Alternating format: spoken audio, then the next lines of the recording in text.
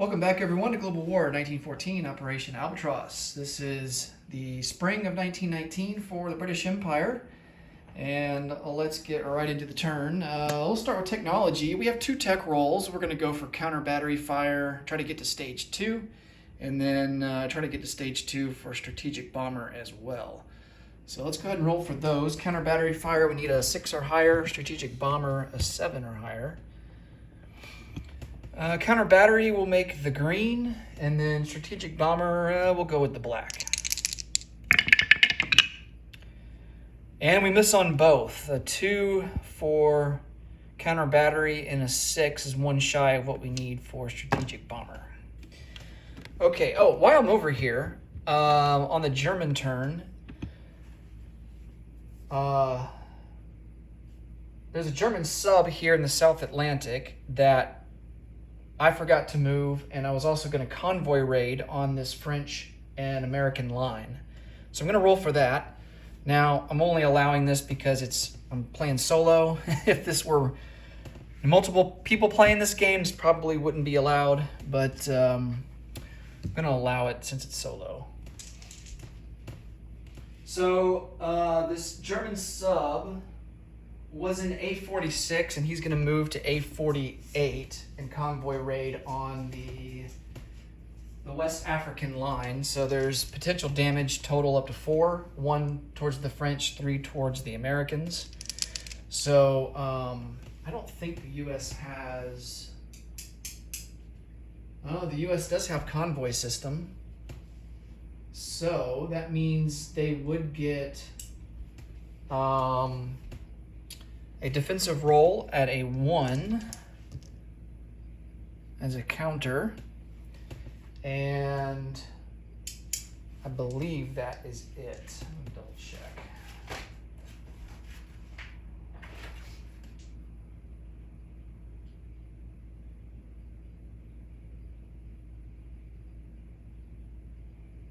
Okay, so yeah, they get a response attack, but they would get +1 to their defensive roll here on the D6 die, but because there's no escorting ships in the C zone, it doesn't get applied. So the German sub will get +2, and then no bonuses on the American or French side.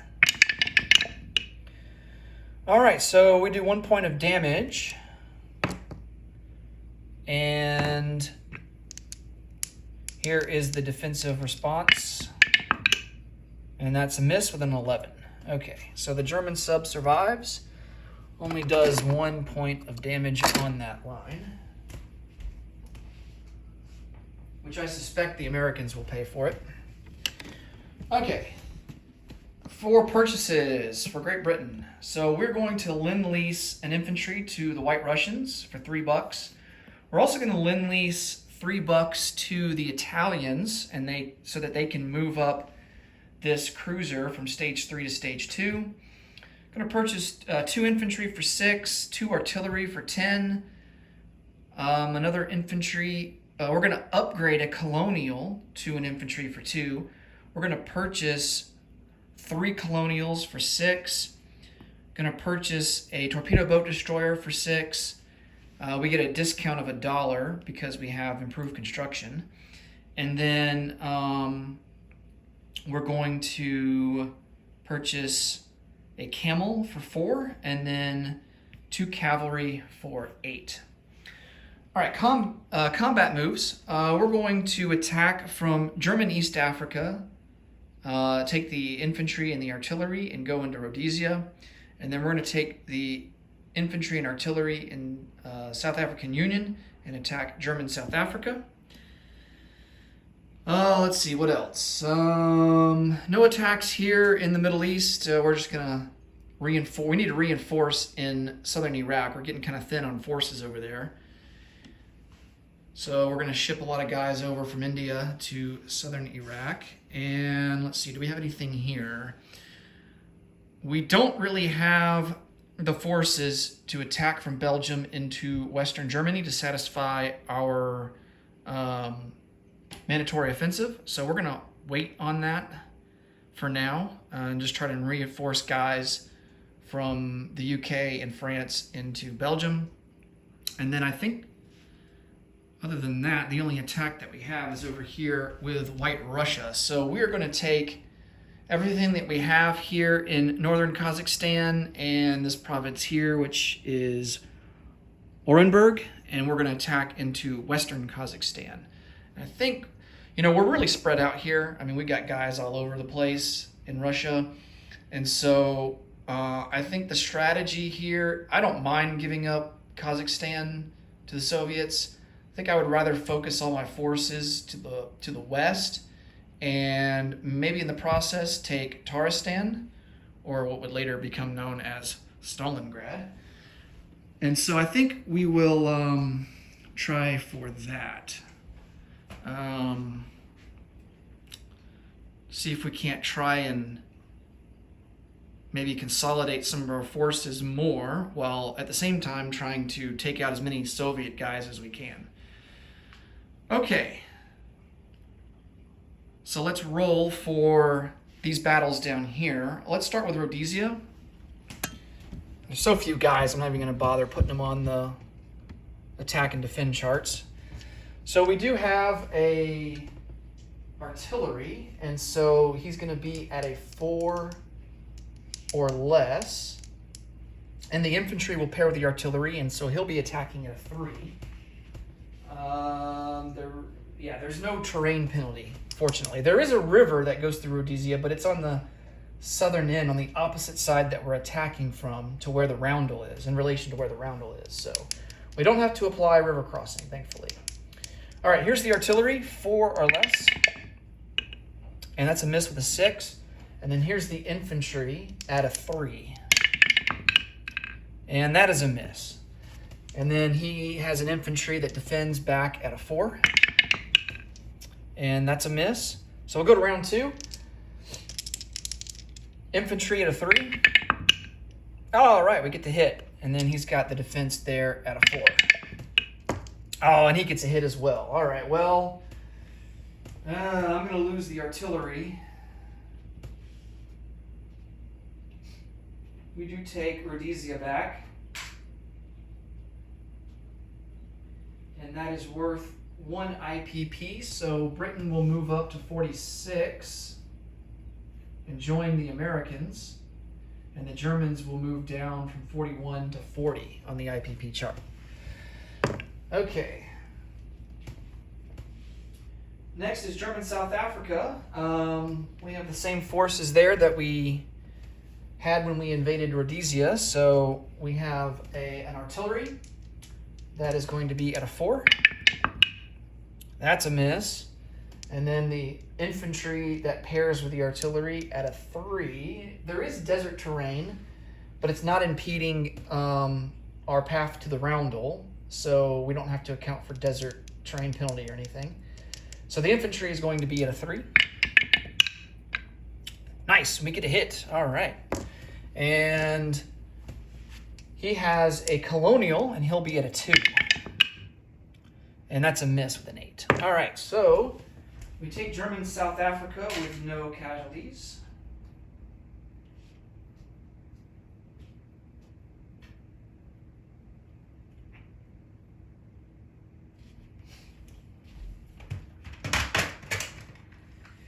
And I need to get a roundel out to place on that territory. All right, next up, let's resolve Western Kazakhstan. So we have 4 infantry and a cavalry, and there's not going to be any terrain penalty. So we have 4 infantry at a 2. Nice, there's our hit right there. Don't even have to roll for the cavalry. And he's got an infantry defending at a 4. Oh, and he hits. Of course he hits. Man. Well, we can't really sustain 1-for-1 casualties. That's not good, because he outnumbers us by quite a bit. But he does lose that infantry, and we take Western Kazakhstan.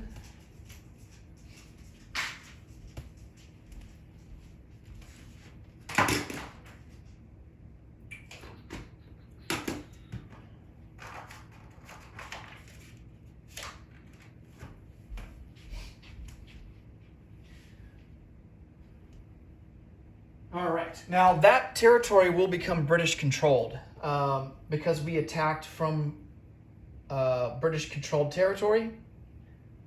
That territory will become British controlled.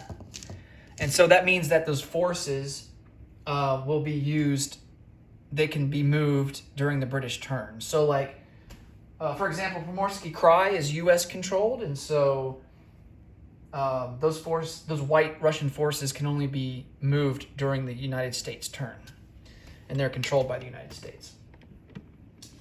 Okay, so I need to move these guys over.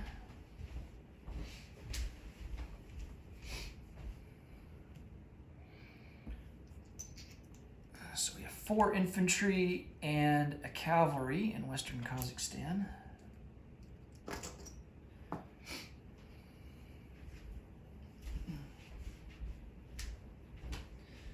Maybe that'll put some pressure on the Soviets to defend Taristan. All right. All that we have left now really is just non-combat movement. So come over here to India first. I'm going to take an artillery and an infantry, load them up on a transport. We have 2 transports to work with. So the first one will carry an infantry and an artillery and go into southern Iraq. And the next one will come over one, pick up a Gurkha, and then on the way back also pick up an infantry from Maharashtra and carry them over. So that gives us 6 infantry, a Gurkha, and an artillery in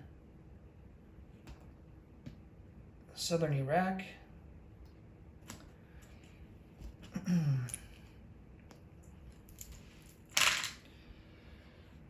All right, next up, we don't have any non-combat moves here in Russia. And then I think all that's really left is over here in Belgium, Western Europe. So cavalry will go on the unit card here in Belgium. We have, 4 cavalry now in Belgium. And 2 artillery will join the fray as well. So that will place our total artillery up to 8.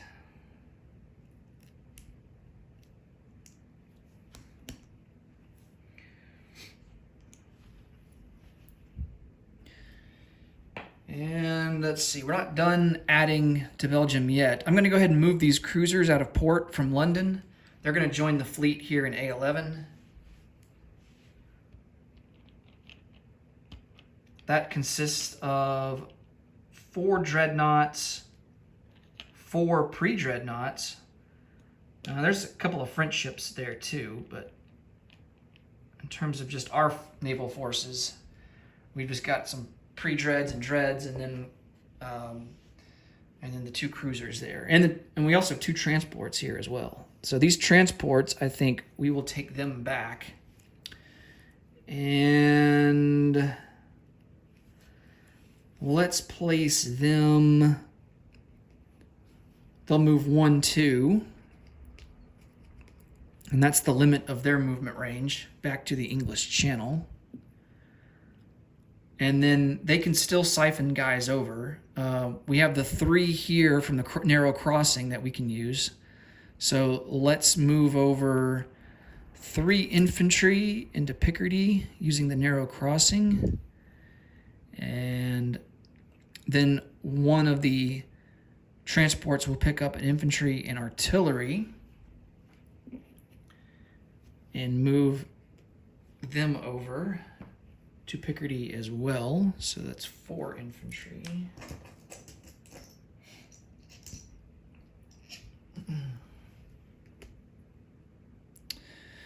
And then the final transport will pick up this naval infantry we'll go ahead and put him over into Picardy, and along with this other infantry that's in the British Midlands. So now we have 5 infantry, 1 naval infantry, and an artillery in Picardy. Let's see, these U.S. transports are in A23. Okay, I think we are ready to place units. Just gonna double check here, make sure I'm not missing anything. Yeah. Okay, let's place some units.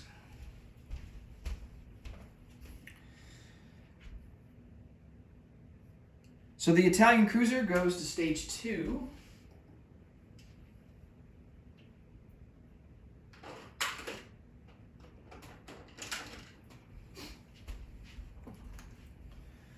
We lend-lease this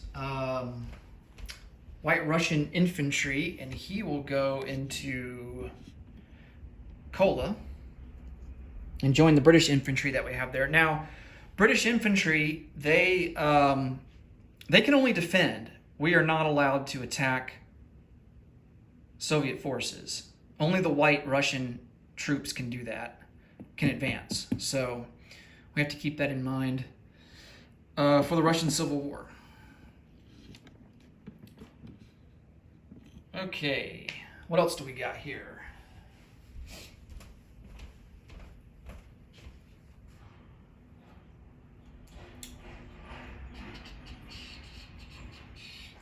I think most everything that we have left goes to our colonies, but we do have a couple of units here that go into home country. So we have 2 cavalry, and they're both going to go into London. We have a torpedo boat destroyer. He's going to be manufactured in London, but we're going to place him down here in the British Midlands, and he will go and port at that major port there where the Titanic is. And then everything else goes down in the colonies, so we're going to have to swing around this way.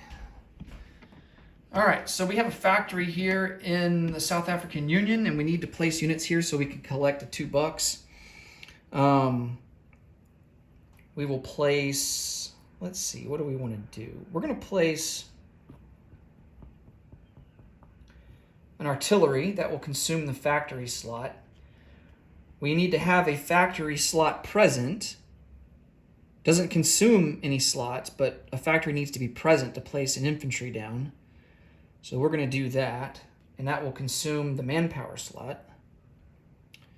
And then we'll do the same thing with the factory here in Maastrasta.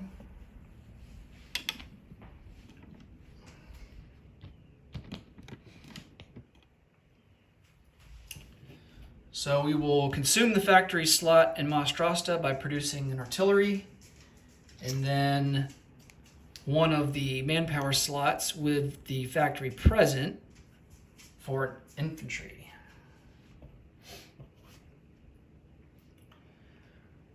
We have a colonial upgrade, and I think, let's see, I'm thinking Eastern Egypt.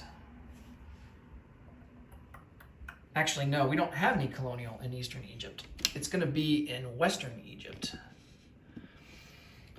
All right, so we're going to upgrade this colonial in Western Egypt to an infantry.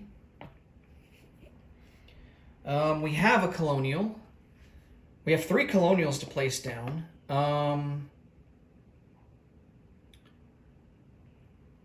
One's going to go into Eastern Egypt. So I'll put him on the unit card. And then, let's see, 2 more to place down.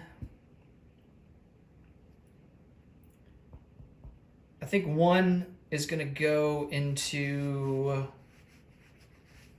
let's see, Western Egypt. And then the last colonial we're going to place into South Africa. Well, no, we can't do that because we have already consumed the manpower slot. We consumed the manpower slot there with the upgrade, so we can't put that there. How about we go with, I'll tell you what, Maharashtra. So one will go into Maharashtra here in India. And then the last one will go,